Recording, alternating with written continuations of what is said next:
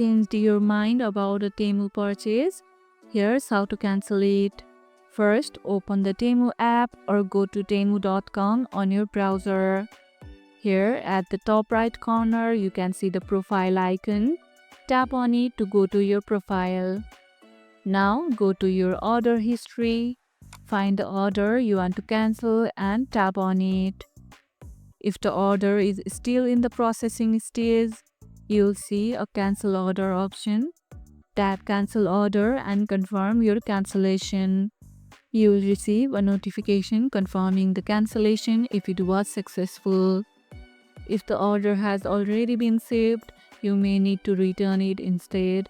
Have you ever cancelled an order on Temu? Let me know how it went. If this video helped, hit the like button, share it, subscribe, and leave a comment. Thanks for watching, and I'll see you in the next one.